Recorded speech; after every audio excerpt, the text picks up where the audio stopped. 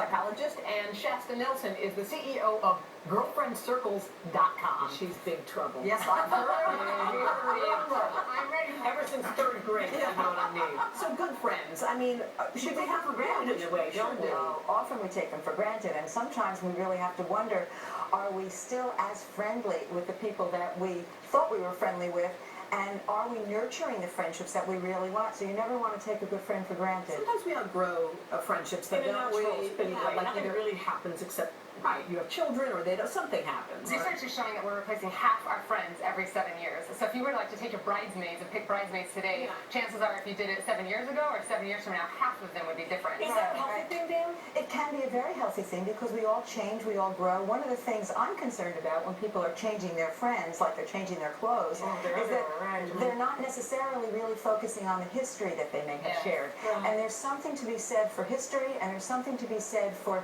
shared experiences. And you go through changes, yes, but you still may have a lot in common that you want to use as your roots. Sometimes you get off track with friends because either you have children, your life gets very busy and complicated, and path changes. And sometimes friendships do die on the vine. How do you know when it's worth worth kind of saving and holding on to? Boy, that is the big question. That is the really hard one, but I'm totally with Dale on this. I always encourage women that I think we need to practice the skill of forgiveness a little bit more and the skill of not judging as much, and we need to work on our own self-esteem, because I've noticed a lot of relationships crumbling when we get jealous of if you had the baby before me, if you got the job I wanted, if you're able to got the man I wanted.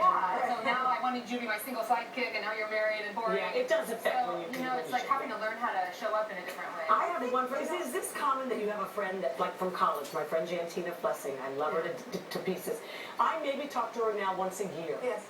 You know, once a year, but when we pick up exactly where we left off, and I cherish her friendship, but we don't, she lives in California, It's not you know. But it's a really heartfelt connection, and I think that when we have those heartfelt connections, we can try and keep them connected more frequently, or just know that this is somebody I'm going to touch base with, and when we do, it's really important. I want to go back to something Shasta said, if I may, about, you had mentioned kind of breaking up. I think that's where you were going, breaking up with people.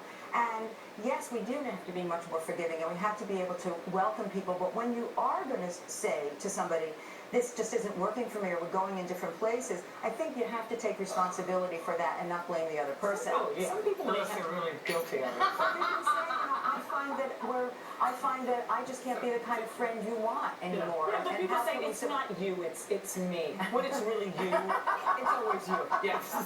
So a lot of people do have trouble finding new friends, especially when you get older in life.